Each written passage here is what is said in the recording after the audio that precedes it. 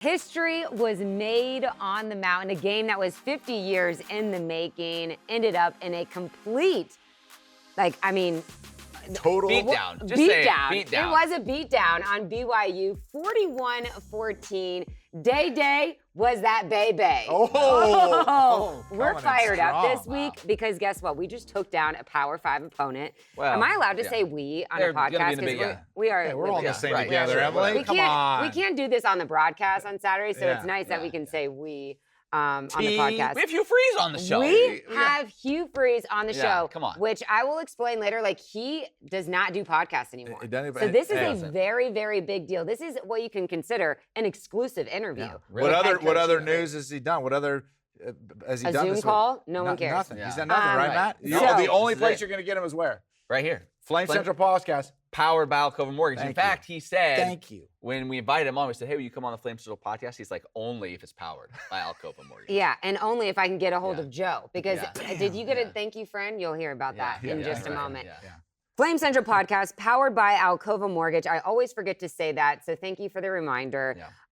38 unanswered points. We will talk about the defense, kind of break down everything. But Unbelievable. first, guys, unfortunately, I was unable to be at the game this We week. So noticed. I want We did to... notice. A lot of people asked us that. I got a little emotional. It is- Where's I Where's wanted- Emily? I'm like, beats me. She Yeah, doesn't all really the care. Rhino guys, I heard the security guys were Yeah. like really bummed. Yeah. Here's the thing. I had a family obligation. I had such. Hey, no, this might be the worst FOMO listen. I've ever had in my life. What was it? Fear of missing out. Oh. Like, I had the FOMO. worst FOMO ever. She was Gosh, texting you are me getting old. constantly I know, throughout too the old. game. What's the vibe like? I So, didn't get any texts. Thanks a lot, Before Emily. I thought it was the group chat. I'm sorry. Oh, maybe. Before we get I just didn't pay into attention. breaking down the game and this incredible performance by JB and the Flames defense, can we just talk about the vibe? You know, Matt, maybe you start off with Dr. Falwell's vision of this 50 years ago. Take me through what that spirit and energy was like on game day this past It was pretty cool, especially, you know, Joe and I were doing the pregame show, so we're down on the field, which we never really get to be that close to game time. And just, you know, seeing the crowd file in, people yelling at us, talking to us. Some kids from BYU wanted us to sign a football. And You they remember that? were They asking- wanted autographs. They wanted This Matt is- you guys Warner's are ma- autograph. They go- You guys are making this up to No, make me feel I bad. swear, This kid they goes, wanted "Hey, Matt Warner's autograph. Will you sign our ball? And what did I say, Joe? Matt looked at me and said, "You're kidding me, right?" I go, you don't want our autograph. Yeah, he said, "You don't want our Yeah, autograph." you don't want our autograph. He's like, yeah, I do. Yeah, I do. And then before we got over there, he left. Yeah, so they're really gone. he didn't in the end. Yeah. But there was a really good vibe. The weather was perfect. Oh, Emily, Students it pouring was in. perfect. The Yeah. fall leaves. Did are you guys get changing. me a The hat? foliage. The foliage. Did you guys get me a hat? Did not get you a hat. I knew it. I A what? cannot They trust gave you away guys those for hats. anything. Well, here's a little. Let me give you a little secret. Yeah. Joe and I actually got those hats at the JPL a week before. We did. So we kind of That's have the where- little that's- preview. Don't know if I should be Yeah. sharing that information. Yeah. But That would be I'll the- see if the- I can pull some strings and get you one of those Whatever. hats. they I'm gave taking away. your bobblehead But back. yeah. And the But- JPL Great is the Yacht Pickleball League, Yes, just for right. Yeah, clarification. What was the atmosphere like for you? I know you kind of started with Liberty early on, so Yeah. just seeing where this program has gone. I've coached in games at Liberty where there's been about 500 people in the Yeah. stands, right? And you're playing Elon or somebody late in the season on a cold day, and Fighting Christians. the Fighting Christians, and so it was incredible to see it all come together, right? And to me, the coolest part, and it was really cool because I mean I would have loved to have been on the broadcast with you guys, but to be on the field when they came out was really a special moment to be able to look around and see how everything's come together and what the university has done and specifically the athletic department was really cool. And it's going to be fun to see if this carries over. You know, you get a big crowd like that, largest they've ever had. Do a lot of those people be like, I want to be a part of this again and come back? Because even within the game, it felt like the crowd, like there's part of the crowd that I feel like, you know, do I stand up on third down? Well, I don't want to block anybody. You know, there's like that, I want to be, am I clapping too loud? I'm sorry if I'm being you know, there's a little bit of that going on, at least over where we were sitting.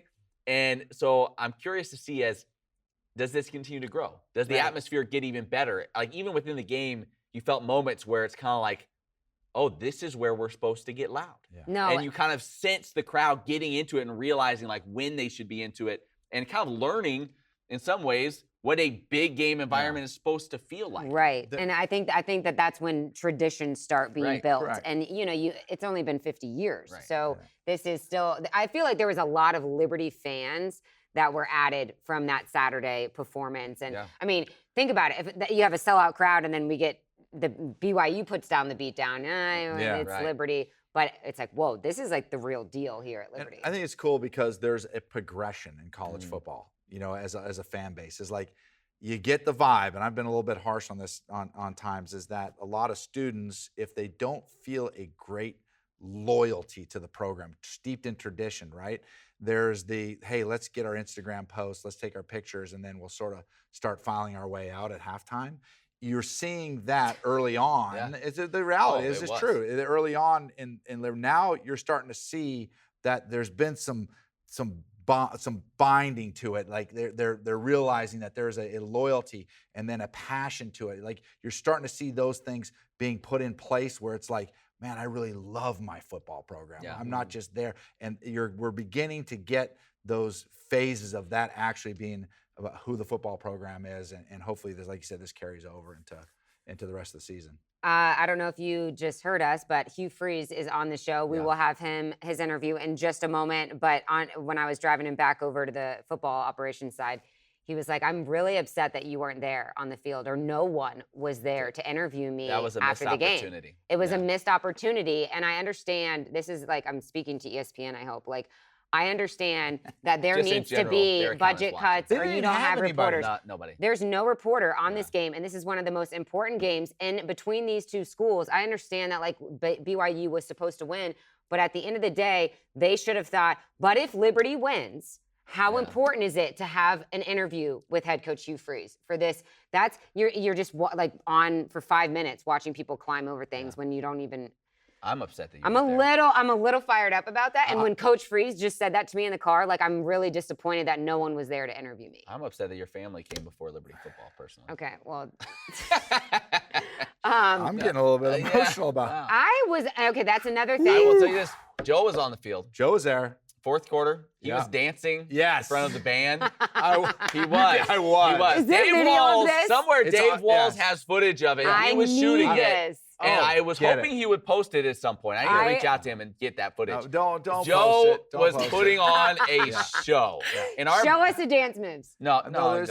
I'll get the footage. They're too small. The band, I'm telling you, they were loving every second. Band loved If you ask the band what was the highlight, they won't say beating BYU. I was feeling it. They'll say watching Joe Yock bust out his move. I had up here. I had the hips working like a paint mixer. Yeah. Unbelievable. At first, we had a trainer run down. They thought somebody was having a seizure. In the end, it said, no, that's just Joe. That's just how he dances. You know what the best part about it was, Matt, is when I started going, and you'll love this. So I start going. I'm feeling it. We're right behind the band. Yeah. Right? They're right there. I mean, we're right in front of the band. We're right there. And I start feeling it. And once I start feeling it going, as I feel it, you see Matt like this. He's like this.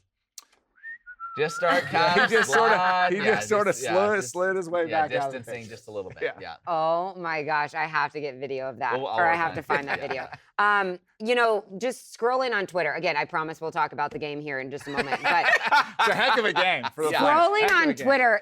I have really no ties to Liberty other than working here and getting hired a few years ago. But just I don't mean to sound emotional and ridiculous, but it has been so cool to read these stories of people that have been working for this university that were watching and listening to that message from Dr. Falwell Sr. and just it coming to life on Saturday. I was seriously getting chills and getting emotional reading on Twitter all of these. And Joe, I know you have people, I'm sure you lived it, but I know people that, older folks that were here back, and they've told me stories with tears running down their face about how when they're telling people we can't meet payroll this week, or and the sacrifices that people made to make the vision a reality. It's real. We hear the stories now, and I would even say, and I've heard some old timers say this, and I think they're right, that maybe we don't share those stories enough with the people that are here now, with the students that are here now, just for them to understand it's not always been this way, and to get that level of appreciation for what we have now. But it was special, and it was you had homecoming the week before.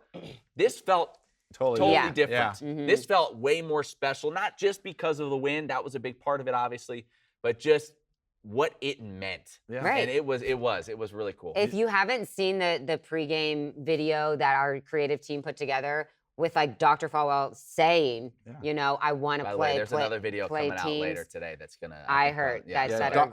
It's so cool, like just to be around Dr. Falwell when he was here, and I don't know if you guys even know this. I just thought of this. Is do you know Williams Stadium?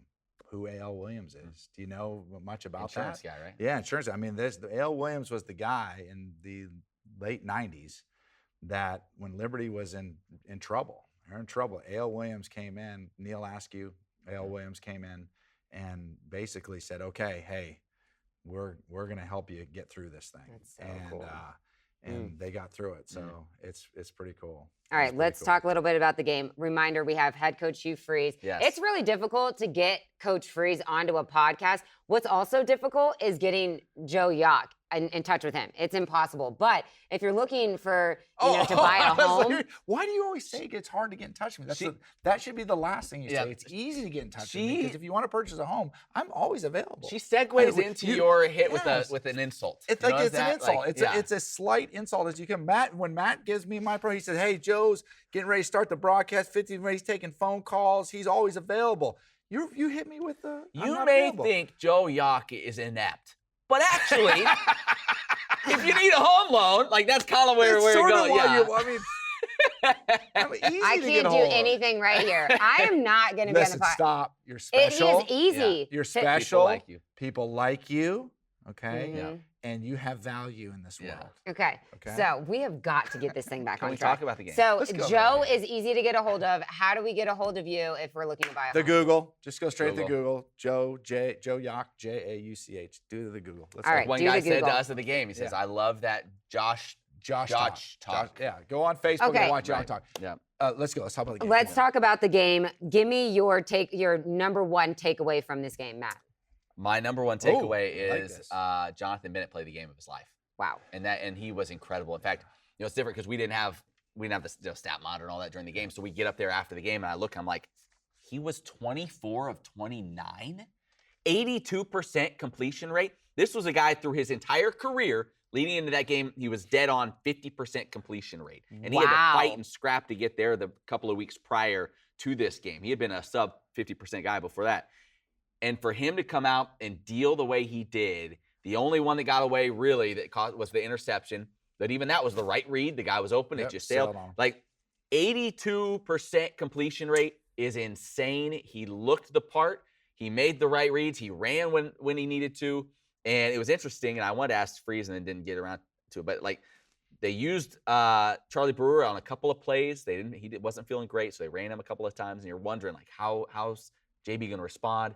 How's he going to respond after the interception? Yeah. And BYU goes up 14-3. At that point, you're thinking, it's going sideways. It's going sideways. Nervous. Yeah. But especially with those two explosive plays that were called back, I was starting to really, and BYU made it look easy offensively, but JB was cool under pressure. The offensive line did a great job. He was not harassed very much. Had a good pocket. And then you had guys, again, you're down all these receivers.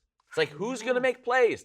Noah Fritt made some big plays. CJ Daniels. He's like a part-time player this year because they're trying to keep his red shirt. Sibley. Stud, catching the end zone. Sibley. You have all these guys. The tight ends. Austin Henderson. I think it was his first catch as a Flame. By the way. He caught the one touchdown. Passes. Yeah, all the tight ends involved.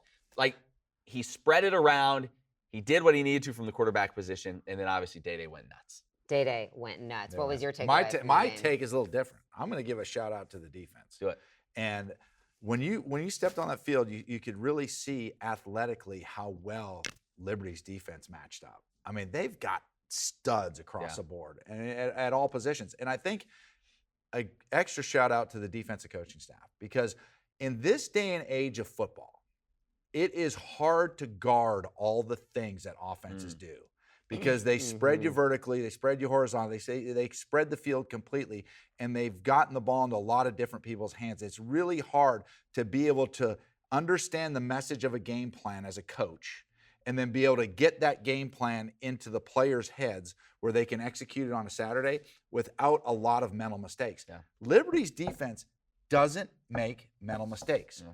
You rarely see, besides the one play, the tight end, I think was down the field for BYU. He's pretty open on that play. Might have been something there. Outside of that, you just don't see them. They know who to cover. They don't beat themselves. They don't beat themselves. And so shout out to the defense and the defensive coaching staff. Yeah, it was just incredible. I mean, 38 unanswered points.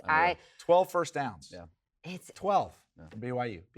That's Brigham Young University. One other thing, we'll talk about DayDay, I think, here in a second, and we got a good story that's kind of funny about him. But Nick Brown, give him some love. Yeah. Made 2 field goals, and you say, okay, whatever in the grand scheme of things. But first drive of the game, you miss one there. Yep. That just takes the wind out of the sails, puts it in. And then right before the half, you drive down, you're up 3, a chance to go up 6, and he makes a 37-yarder. You head into the half up 6. And you're feeling good. You're getting the ball coming back out on the other side. And that's another one where if you miss that, you're going into the locker room thinking, man, we let points get away there. But he put it through, and so those are two plays that were important, I think. That dog named Nicky. Good job, Nicky. There you go. A little side note. Didn't know that. But, okay, the storyline here, DayDay Hunter, how do you ignore his performance? 213 rushing yards. It's a career night for him and a score. What do you think made his rushing, his carry so effective? Well, I mean, the thing, it's when he gets to second level. I mean, that's where you see the difference. I mean, there's a couple things you don't realize especially when you're down on the field watching him, how strong he is. His lower body strength, how he finishes runs and he carries people. He had to run early in the game where he carried 3 or 4 guys for an extra 4 or 5 yards. And then the other thing is when he gets to second level, he's got that little slide. When you try to tackle him in the legs, like a little mini hurdle. It's like a little mini hurdle, and he slides his legs out to the side, and he's really hard to bring down from the waist down. So his balance, his effectiveness at the second level is really why you saw some of those longer runs. DayDay Hunter getting jiggy with it. Yeah, 213 yards. The first 200-yard rusher since Rashad Jennings back in 08. And he gave him a shout out. He did. I saw that. Jennings gave him a shout out, so we'll have to put that on here. Save the So can we tell you this story? So we're sitting there on what? This third, wait, when he's dancing on the bleacher? No, I didn't see that. Oh my gosh. Okay, I need to look this up because they replayed it. I'm sorry. Tell your story time. And now everybody's going to say so we're right there. That Emily interrupts. That 80. We love you. You're special. You have value. Okay, go. Yeah. He had the 80-yard touchdown run. It goes right in front of us. And he got shoved right at the end of it. Yeah, he's in the end zone. The guy gave him a little extra shove. DayDay goes falling into like all the band equipment, band guys, like cases and trombones. So he's like bugles. Yeah, I mean there was a piccolo coming out. And he goes falling into there. Flutes. You're interrupting too. They're like digging him out of the equipment. Yeah. And so he comes running back. Everybody's celebrating. Like pull 2 minutes. Like 2 minutes later, we see him go running back down there. We're like, what's going on? And he's rummaging through the cases. And finally, all of a sudden, he goes. It picks up his mouthpiece and he goes to like the band director, like, and the guy's like, found it. Thumbs up. Put it in and then ran back down to the team. Like he dropped his mouthpiece in all these band. Did the reporter talk about it on the broadcast? It's all Emily Austin would have been. Emily would have been. She'd have been all over that. She'd have beat him down. I would have been wearing the mouthpiece. Yeah. That's disgusting. Yeah, that was a little much. Yeah. No, 6 feet apart. No, I didn't see it on the replay, but he was like dancing or something and like slipped, I think, on the bleachers. He went and was it was a little dangerous. Another thing he almost gave me a heart attack with was that 4th down run where he went backwards. Yeah. We didn't like that was a little scary. Some gutsy calls. Unreal game. And that 4th down there. The other one that was kind of going back through the drives today that was a big call in this game was that first drive of the 3rd quarter. Remember, Liberty's up 6. They had 4th and 1 at the BYU 6, and they go for it. In that situation, your defense is starting to play well. You may think, well, let's just go make it a 2-score game, and we'll figure it out the rest of the way. They go for it. They give it to Shedro. He finds a way to get in. And that was a big call in that game that really kind of said, okay, it's one of those kind of like, we're not here to just keep it close. Yeah. We're here to take this thing away from you. And that was kind of like set that tone for the second half. Joe, you got anything else before we get to Coach Freeze's interview? Nobody wants to go to Coach Freeze's interview. I am very interested to hear your guys' thoughts on Charlie Brewer's situation moving forward with JB having such a great game. Obviously, the Flames have a bye this week, but then next week, the opponent doesn't get any easier. Arkansas on the road. Perfect timing for the bye. Yes, but for now, let's check in with head coach Hugh Freeze. Believe it or not, we have head coach Hugh Freeze in our podcast studios, which is so exciting because this is a rare occurrence to have Coach Freeze come on our podcast. So thank you so much. what a remarkable victory for the Flames, and history in the making. Now that we've had a couple days to let the emotions settle, are they still running high, or what has really set in about that moment on Saturday? Yeah, it's still running high today, more so probably than a lot of wins. Probably I just came off, we just had all our meetings this morning where you go through with your team the truth of what happened on Saturday, and reliving that and trying to get, I don't know that it's any way possible that for me or our players or our staff to fully comprehend exactly what Saturday meant to, this place, to many people, because we weren't here when there was nothing here, right. When there was no facilities, when we struggled financially, when there was a vision cast and with one man's belief and faith in it. And, for us not to, having gone through that, I kind of correlated that to, hey, how many of you guys really struggled to find food when you were young? And we have some like that, and so for me, I have no idea what that's like.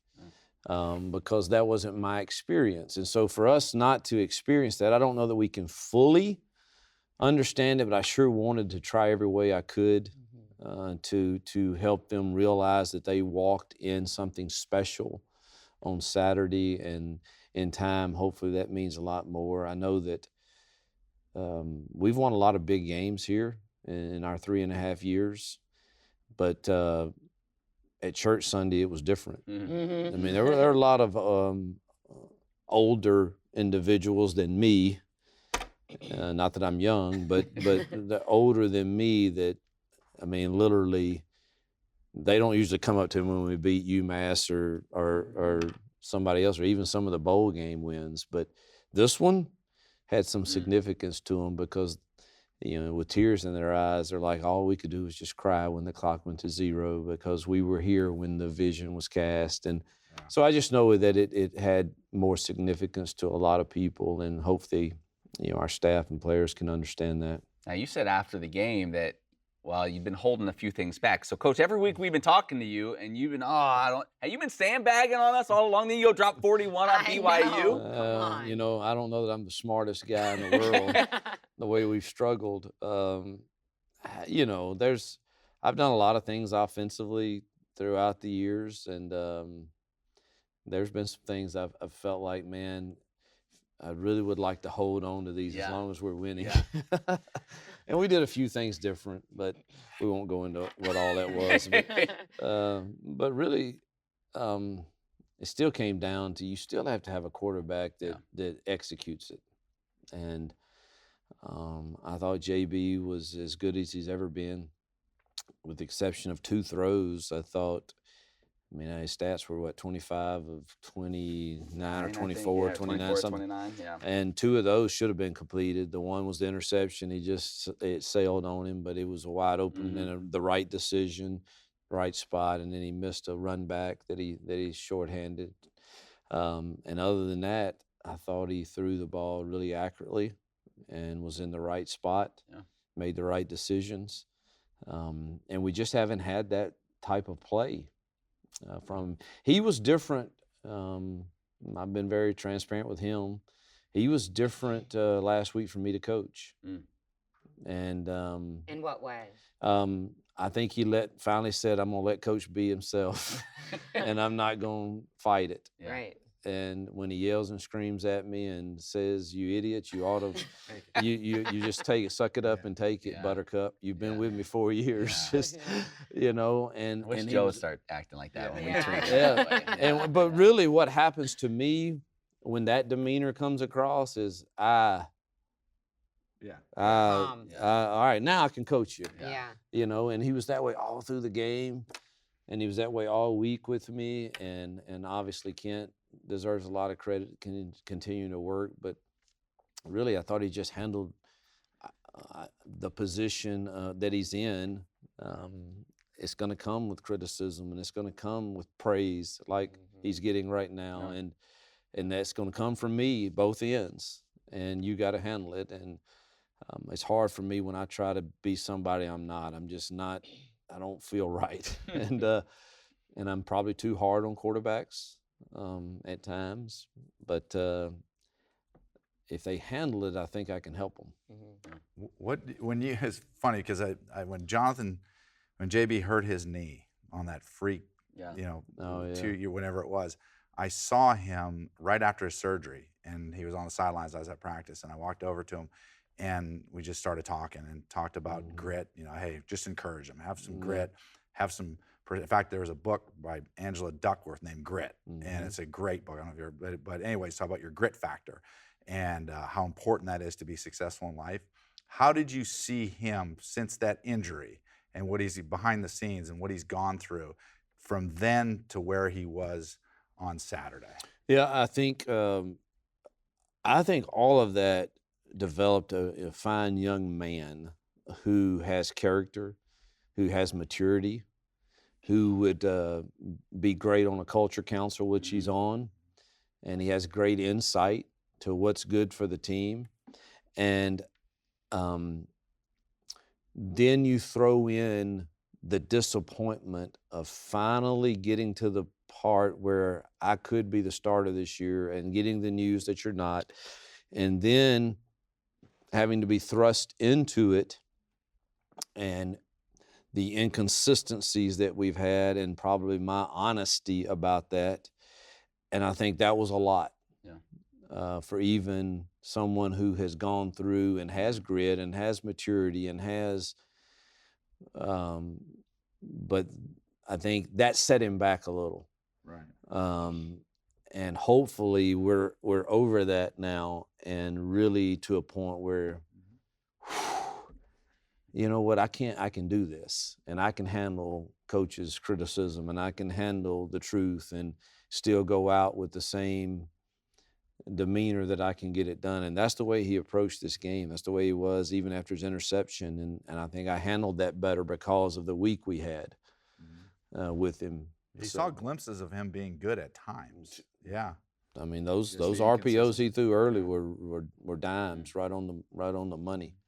Coach. They got called back because of Big 12 officials that came from the other side of Mississippi. But what did the film show on that? No, man, come on. If those are fouls, we haven't had that called all year. Yeah. Not a single time. So whatever happened in the pregame meeting between them, here's what I would say to you on both of them. Could you call holding on near about every play? Sure. You could. But that doesn't mean it's a quality foul. Yeah. And matter of fact, there was a hold right on our sideline, and one of the officials came over, and I said, "Did you not?" He said, "Yeah, but I saw what you saw, but it didn't, they tackled him right there, and it just wasn't a quality foul." I said, "Exactly. Yeah. You're exactly right. It wasn't a quality foul." So here's the deal. The first one we threw, we have two linemen double teaming a guy, and they are right at head, maybe over the 3-yard, inside the box. Where was the ball thrown? Outside. Has nothing. Now, if we'd have thrown a spot route right behind that, it's been my argument every time I go to meetings with them. I get that. All right, you're blocking the guy and you're throwing it over his head and you're beyond 3 yards. I get it. We're blocking a guy at 3 yards and the ball's thrown to an outside fade. There's no way you can tell me that is a quality foul. There's no advantage that we gained. 100%. Zero. So that one was right at 3, maybe a foot over the 3. Don't think it's a quality foul. The other one, we weren't even close to 3 yards. Well, while we got you fired up, let's talk about that interception. I know, the interception. So Joe and I are sitting next to each other there. Worst overturn in the history of college football.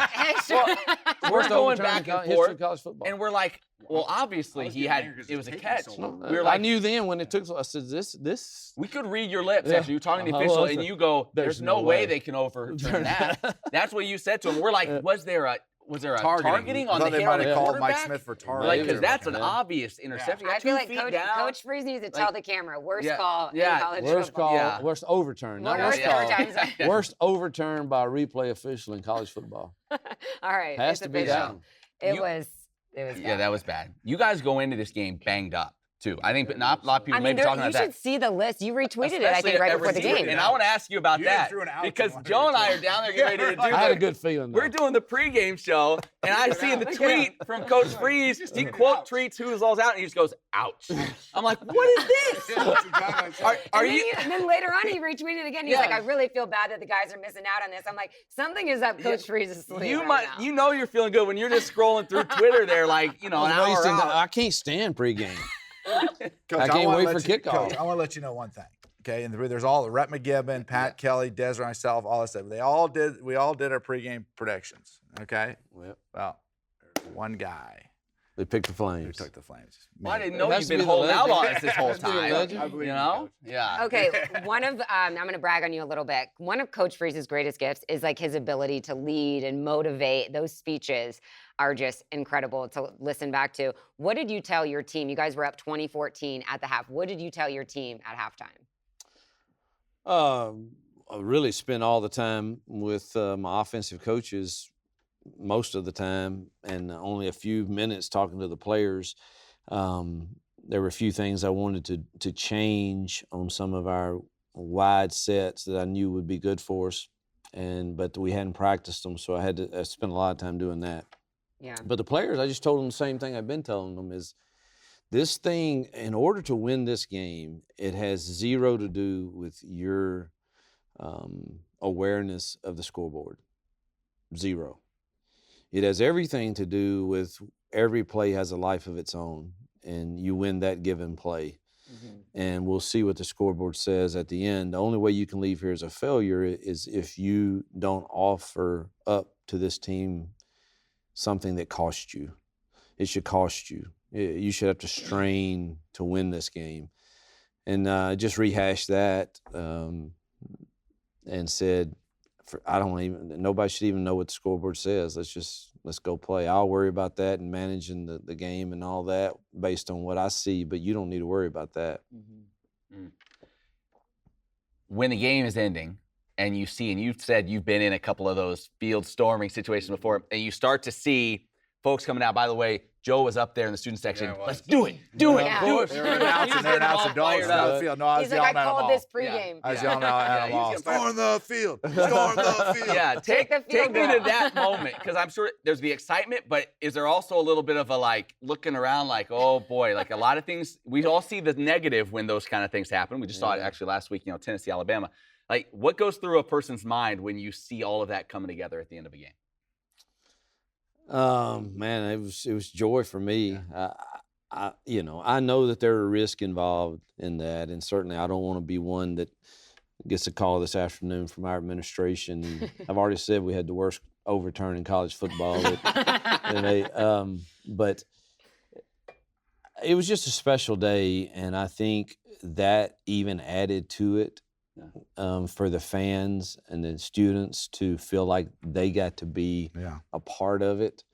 And I know it meant our players loved it. Yeah. And I enjoyed the few minutes I was there. But I'm pretty protected. I had some people around me. I want to make sure my wife and kids were when we beat Alabama. And that was extremely chaotic. And I honestly, this is a true story. You'll like this one, Joe.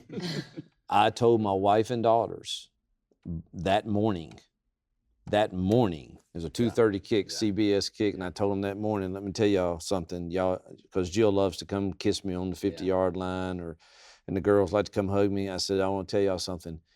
We are winning this game. Do not come on that field. These highway patrolmen will get me to the tunnel. You stand in the tunnel. Do not get on this field, because they're going to tear the goalpost down, and it's going to be crazy. Told them that morning. That's awesome. Sure I got chills.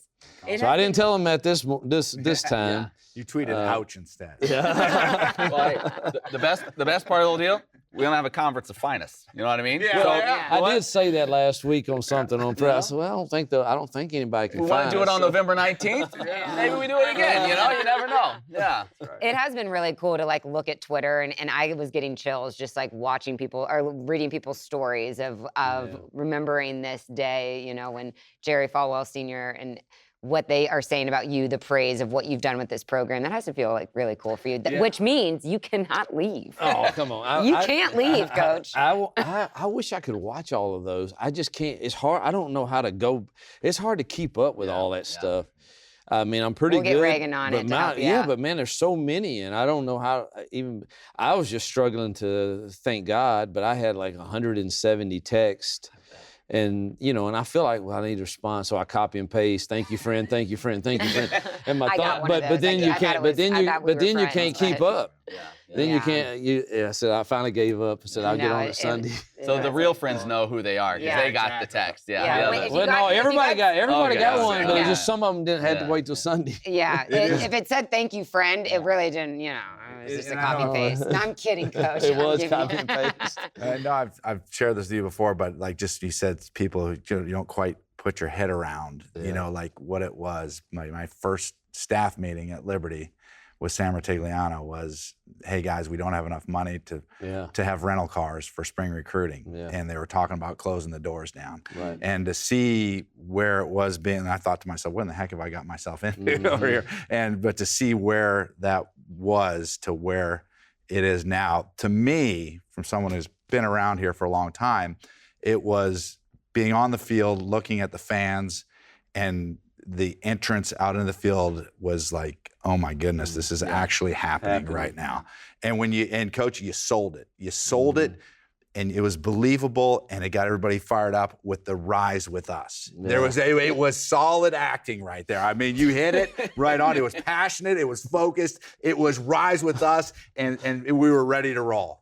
You know, so my good thought job. right Good then, job on that one. My thought right then was, my thought was, I got to watch it and make sure I'm ahead because I don't want to get run over. Right. Because our guys were like, I could see it in their eyes. I'm like, oh, I got to get out ahead of this. I don't want to get 40 times run over right now. Joe actually like ran out with the team. It was really embarrassing.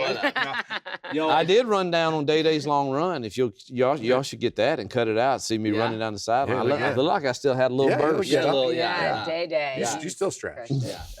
One thing Joe and I said, because again, we're usually up in the booth, so we're kind of down low watching. And Joe mentioned, he's like, just looking at the level of athlete that you have at this stage, like we were way more athletic, I think, than BYU, especially defensively. Some spots, 12-1, their receivers, right? He's special. They were really, really good. I didn't think. I can say it now, I have great respect for Kalani. He is one of my dearest friends in this profession. He does it the right way. He has the right core values. I hate he's going through the criticism he's going through because he's a really good fit for that place and for what they want to represent. I didn't think they were as good in the secondary as they were when we went out there. I didn't think they had great pass rushers.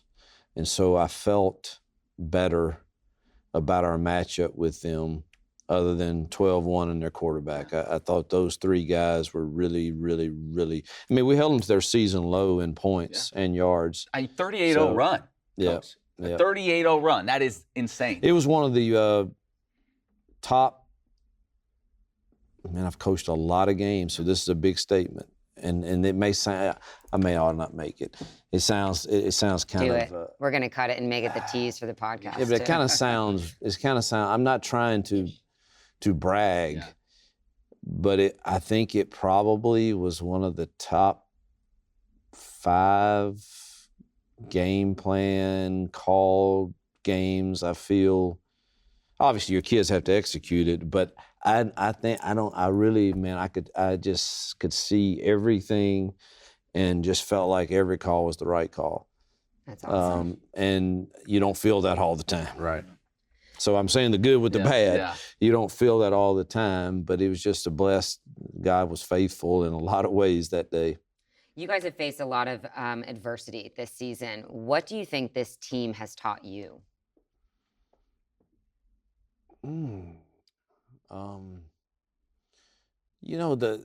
I think their resolve to just show grit and to say, you know what, even if instead of what if, which is, I think, a lesson for all of us in life. Even if we have to play 80 plays on defense because our offense can't get a first down, so be it. Even if I really want to start, but I'm really a backup, even if I get hurt and I can't play, I still have value. Even if I feel less than, I still have blessings. I think that's just a great reminder for me, the even ifs instead of the what ifs. And when they just continue, you know, obviously our defense only had to play 50 plays Saturday. You know, that was remarkable. We were really fresh at the end. Yeah. We were getting after them because we didn't have to play a lot of plays. I looked at the play count sheet this morning, staff meeting, you know, guys have been playing 55 plays, played 27. You know, and wow, that's awesome. You got a chance of being a lot better when that happens. Speaking on Mike Smith and Kendy Charles, like just watching those two dudes on the field, like I said, it's a totally different. They still had burst at the end, man. Goodness, Mike Smith wants to rip your head off. And I love it. Yeah. I mean, that from dude, Mississippi. Man, come on. He's one of my homeboys. That dude got some. We need to get a few him. more of him. Yeah. I ran into Jack Curtis in the LFC, and he was like, "This is the most unselfish group." And they've been so fun to coach. And I think with guys like that want to rip your head off, maybe that's why he's saying such nice things. Yeah. Joe, you got anything else for Coach? No, it's just great job, Coach. It's been a pleasure to watch. And do you want his autograph? You seem really it's emotional right now. It's a roller coaster. It's a roller coaster enjoy, ride. I know you don't get to enjoy much during the season, but you know, enjoy the bye week as much as you can. And no, I am. It's you know, look. I've done this a long time. We're the toast of the town, and the cat's meow right now, and that can change like that. So we'll enjoy the feeling that we get. You know, I get great satisfaction out of people that support us because it's not easy to support. I mean, the tickets cost, travel cost, and people drove to this game. I would guess. Oh, yeah. I know I met some at the hotel. They drove from all over the place, Colorado and Florida, and you know, because they graduated from here and have heard about this weekend and came. Well, it costs to do that, and then you got to sit in. I mean, poor people sit in line to get on a bus. Because I got to drive over here to where I had to park, and I mean, it's a sacrifice. And for us to give them a moment to leave that stadium with this giddy feeling, that's real rewarding. Best team in Virginia. Matt, you got anything else? Until you lose the next one, right? Yeah. Come on, that's Joe. A roller coaster. That's a roller coaster. He knows. One more quick But thing. we'll give them more giddy moments. I know, like, the media and coaches don't love media and everything, but I do have to say, like, listening to the game, because unfortunately I wasn't able to be at the game, but listening to the game, and I get BYU was supposed to win, but just like listening, it's like, oh, BYU's just playing so poorly. It's never the praise of like, wow, Liberty is just a good team. Does that bother you? Or I mean, I know you're rewatching the game and listening to those kind of things, right? Sorry, guys. There are times that, sure, that bothers me, but who really cares? Okay. What does it really, I mean, does it really matter? It's like, should we be ranked this week? Does it really matter? Because, I mean, you go to Arkansas, if you get beat by an SEC team, then they drop you out of it. I mean, now at the end of it, it will really bother me then. Mm-hmm. If we were to lose to a 1-point game to Wake Forest, play Arkansas really close, happen to win a couple others. Yeah, you want to be in the next. Right. Win another bowl game. I mean, well, then people are just being for whatever reason. But we're Liberty, and you know what? I'm okay with it. Right. I am. I really don't. I could care less if they rank us right now or not. I just want to play well the next Saturday, and we'll see where it all lands. We got to get together and figure out how to intercept his calls because I feel like he might be getting some from other people soon. You always want to bring up. You got to go controversy. I know. I just can't. Listen. This is a special. I've said this, and it would take something very special for me to even entertain at this stage in my life, and for Jill and my daughters, and I have already refused to. I'm not saying that I'm anybody's choice. I have no idea, and I'm okay with that. But even to this point, I've had a couple reach out to agents saying, "Can we talk to him?" And I have no desire to talk, and I don't. Mm-hmm. Can there be some that maybe I say, I may ought to talk to him? Maybe.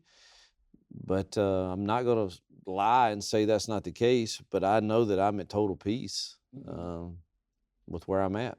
Well, we are so blessed to have you here. And I think we win Conference USA, and who knows what happens if you happen to do that and they expand this playoff. And I don't know that we can win the playoff, but it sure would be fun to get in it. Yeah, I'm liking the sound of this. It's good being in the mix. Okay, I just needed some, feel good for Well, you're getting married. Come on. Yeah, right. She'll create her own controversy. She'll create plenty of her own controversy. Wedding's going to be enough controversy. Oh my gosh, stop it. You have to deal with them all the time. Thank you so much for coming over, Coach, and joining the podcast. We really appreciate it. Like you're I the only said. podcast I'm doing. Yeah. Hey, you heard it here first, people. Powered by, go ahead and say it, Coach. Powered by Alcova Mortgage. There you go. He's going to have that as his ringtone now. Like I said, so blessed to have you here on the mountain. Congratulations on such a big victory on Saturday. Looking forward to the rest of the season. Thanks so much, We're going to get some golf in this week? I'm playing a little, it's a Ryder Cup kind of style deal. Okay. All right. Looking forward to it. All right, cool. Nice. Enjoy. All right. Thanks, Coach. We'll see you next time. Thanks, guys. All right, so Joe Yock giving a little, throwing Matt Warner under the bus, telling Joe, you have got to stop putting yourself first. What did I do? I just you said a simple told Coach prediction. Freeze that Matt chose BYU. Do you not want to talk about this? Matt? Listen. Everybody I'm picked transparent BYU. here. We're on the pregame show. Yeah. They want Explain truth. yourself. I'm nothing if not a truth teller, right? I'm gonna tell you what I think. I'm not just doing it for TV. Right. I'm telling you the truth, right? And I took BYU. Yeah. Rhett took BYU. Pat Kelly took BYU. Des Rice took BYU. And Joe Yock took Liberty, but I don't know if he meant it. Actually, he also took him as our bold prediction last week, if you recall. Yeah, I do. No, it was the same. I think it was the same score for the bold prediction. Okay, go ahead. Yeah. We'll get to the bold predictions in just a moment, but I was scrolling on Twitter. This is a shocker once again. Yeah. And did you see the BYU pregame show? I mean, this guy is. You went at the guy. I went at him. Why would you do that? What? Like, take it easy. No, he said, Nobody's and another reason why BYU is going to demolish Liberty in this game is because. I mean, if somebody went after your bold predictions, you'd be so worked up about that. No one if someone, what'd you do? This BYU guy basically gave 4 reasons why BYU was going to demolish the Flames. Yeah. And the 4th reason was because BYU has only lost to quality opponents. So I just tweeted back at him and I said, hey, I'm doing my podcast prep. Is it okay? Are you still, You took a smart aleck. Yeah. Yeah. Wait, what are you still thinking that BYU has only lost to quality opponents? I just want to make sure Liberty is Liberty considered a quality opponent or? That's good. Didn't get anything back. Yeah, no response. So, what can you guys say? He what do said, you take away? I was looking for you at the game, but I didn't see that. Whatever. You guys are so mean. Coach Freeze is awesome. Yeah. I really hope he doesn't leave. I'm having appreciate a really his honesty. He's going to tell you what he's thinking. Right. I appreciate that. I think he's just at that point, right, in his career. Well, he's not going to sugarcoat anything. Just wait till I get to that point, Emily Austin. I'll be long gone. Oh boy. No. I'll be. Wait till I get to that point. You wait till I get to that point. Anything that you want to take? Can we focus? Yeah. Anything you want to take away from the Coach Freeze conversation?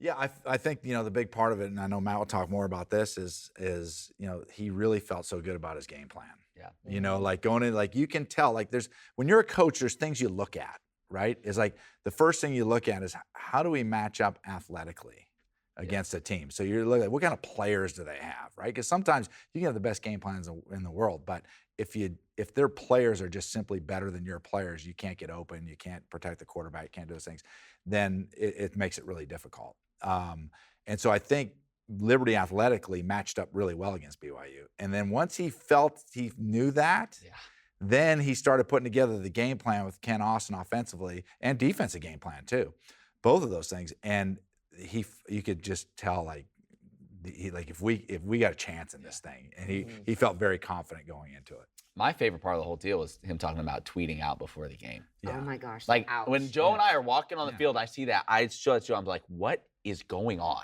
Yeah. Tell the folks what he tweeted. Well, so somebody tweet out the whole list of all the guys that are out of the game that are out for Liberty. Yeah, it's a And he just long quote list. tweets it and just says, ouch. Yeah. And I'm like, what is this? Yeah. Does that make you feel confident? It doesn't No, make me feel confident. No, I think he wanted to. Well, I think he had that. He did feeling. it a few times. Right. I think he had a feeling that he had a good game plan to beat BYU, or I think he wanted to make sure people know, hey, look at all the people we have out. That's what I thought. I'm like, look at all the people we have out. I'm like, ooh, that feels like something you do when you're not feeling great about it, and you're like, let me just put this out ahead of time, get in front of it. That we're down a lot of folks. But he seemed like he had a good gut feeling coming into this game that it's a he psychological was going to double reversal. That's all it is. It's the old double reversal. It's your standard. You know what it's You called? do that to Jason Manipulation. often. Just stop it. Don't let him. I hope he's not. He doesn't watch. We got to get past April 21st. All right. Charlie Brewer. We saw him a few snaps in this game. What do you do if you're Hugh Freeze moving forward? Are you still trying to make him your starter? Yeah, I think so. I mean, sure. Yeah, it's another good option. And this is something that we'll see as we go through the bye week and heading into Arkansas. But yeah, it's another good option. If he's still the best guy, like Joe said before, it all comes down to practice with Freeze. Like, that's it. If you showed me there that you can do it, you're going to get the opportunity. And we don't know how long Salter's going to be out, but it's good to go into Arkansas, you hope, with two healthy quarterbacks that you feel like can both throw it around, and you've got some options there. And I don't think this game against BYU just suddenly means you scrap everything else and you just go with JB the rest of the way. If he plays as well as he did, he'll earn it, and he will get that chance. Yeah. But Freeze isn't going to be afraid to pull him or put in Brewer or pull Brewer or put in JB. Like, he's going to put the best guy out there. That is what the season's been so far, and I think you're dead on there. But the question is going to be has JB gotten over the hump, right? He's showing so many good signs of playing really well. There's spurts where he plays well, and then it goes sideways for a while. But this game, he played well outside the one interception. He played well consistently throughout the whole ballgame. If he continues to do that, like, there's no reason to take him out. And, it's really going to be interesting because Charlie Brewer, he wants to play in the NFL. So he needs. I wanted to play in the NFL. I understand that, but what I'm saying is, the time is wanted now. To play Major League Baseball. I still do. You guys aren't listening. They never listen. The guys, I still do. He's couldn't hit a curveball. The time is now for Charlie Brewer. So he's going to be really obviously it would be fighting for the job regardless, but he wants to fight for that job because he needs games game film. And for you just know your career's winding down and you just want to be out there. Right. Sure. But that doesn't factor into Freeze making that decision. Sure. I'm not saying that factors into Freeze. I'm just saying it's going to be interesting with that competition. It was already there, but how much will it be heightened, because you have a quality opponent in Arkansas. But you know what? If you're Freeze, you like Arkansas having to prepare for at least a couple of guys and having to think about, all right, we may be seeing some Brewer, so we gotta have to get ready for him too. And what he may do. It's so crazy because what's the timeline on Caden Salter? Do we have any idea? I actually am not sure. We need to check on. That's all right, because if you had to prepare, he's a different animal. Yeah. That'll be interesting. Do you know who Arkansas plays this upcoming week? Yes, they're at Auburn this week. Okay, so they should win that one. They're like a 4 or 5 point favorite on the road. Should be. And hey, you going to that game? I know you sent me a stat early last week, talked about the highest rated quarterbacks throwing from the pocket, I think was the stat. Yep. And Arkansas, number 1. KJ Jefferson, number one. Wow. But number 3 was Jaron Hall, who we just saw with BYU. Oh, wow. And you know what? You got after him a little bit, and he struggled. I will put my money on this defence. I'm surprised they try to run the ball more. That was my thing. They had that good-looking running back, and what did he get? Like 4 carries? He had one good carry, and you thought, okay, now they're going to start getting it to him, and they never did. Christopher Brooks. Yep, didn't get many carries. Yeah, he had 3 carries, 26 yards. And do you want to talk a second about the polls? Because I know Coach Freeze said that he doesn't really care, but you got Tulane. I guess that is true. 7-1. Yeah. So is Liberty. I understand. And what's who is Liberty's right at 26 now. Yeah, we're right outside. I think what hurt them, if we would have demolished Gardner Webb hurt them. Yeah. I think that, just winning by that 1 point, I think. Yeah. This week next week you don't have to win. I could do the math myself, but I didn't. I need to know the Flames Fantasy League update. I forgot to tell Coach Freeze that we did this. you hit it. Well, here's the thing. Emily scored 36.3 points this week. DayDay Hunter had 32.4 of them. So he had all but 2 of your points. That's a big my week. baby. Yeah. So 36 points for him. Joe struggled. You like that, Joe. Just about a little less than 16 points. I had less than 24. So Emily, grand total, Emily 292.7. I'm at 249.3. Joe at 218.3. So that's a big week. I'm saying you got a chance. It's not over yet. We play through the bowl game, as we found out. So there's still an opportunity. But let me say this. I can't believe this. I know we were all bummed that we didn't get to be on the call. That would have been so special to be a part of calling such a huge game, and we would have lost our mind on some of those. We would have gone crazy on some of those. But it was really fun, I think, Joe, for you and I, to be down there. Yeah, it's cool. To meet, like, lots of people were talking about the podcast, talking about the show and our call and the game calls and stuff. It was really cool to be able to meet that many people and sounds like a bunch of fake people. Emma, you'll love this. Remember the story? You'll love this story. Matt and I are walking out after the game's over, right? Yeah. And some guy walks by and he's like, "Matt Warner," and Matt's like, "Hey, buddy," and the guy leaves. "Man, you got the best voice in all of sports," right?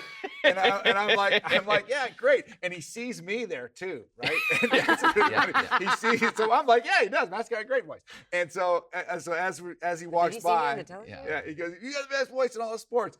And then he's like walking away, and he turns and he sees me, and he realizes that it's me, and he goes, "Oh, you got a real good voice too." Yeah, it was fun. That was pretty fun. It was fun. Oh my gosh! Any other good stories from the fans? There was a whole bunch of them. Yeah, I don't know. It was just cool being down there. Yeah. And you're right in front of the student section when we were doing our stuff there for the pregame show. It's a different vibe on the field. Yeah, it definitely totally is. different vibe. Yeah, it's cool. It's one of those things they always say the game looks. The further you are away from the game, the easier it looks. Yeah. And when you're down there around the sideline, the speed of the game and the violence of it just really like, whoa. Like these guys are, like these big guys, your Kendi Charles, those guys are moving. They are moving. It's pretty impressive. It is difficult to watch at field level. Like people are like, why are you always looking up at the scoreboard? I'm like, I can't, because I can't see the other side of the field. Yeah. But it's just a different I always think, like, I can't believe I used to do that. Yeah, right. I mean, honestly, like you watch those dudes run and move around. On this day. I can't believe on this day. 62 bold predictions for the bye week. A lot of golf for Hugh Freeze. What is Hugh Freeze going to shoot in his Ryder Cup? Yeah. All right, well, thank you guys. What were the bold predictions? Oh, okay, real fast. Real Joe fast. he picked Flames 27-24, but he got that right. I didn't think we kept these. Emily had a special teams or defensive score. Neither. Honestly, the most impressive part of this whole game to me maybe was we didn't turn them over once, and we won. Yeah. Should have had a turnover. Should have. In BYU, homeboy, the BYU pregame show. Stop railing on that guy. No, he said Liberty can't win this game unless they win on takeovers. I would have said the same thing. Well, I would have said the same thing. a lot of that in the I understand. Whatever. He does prep and I don't. Well, there's that. There's that part of it. Yeah.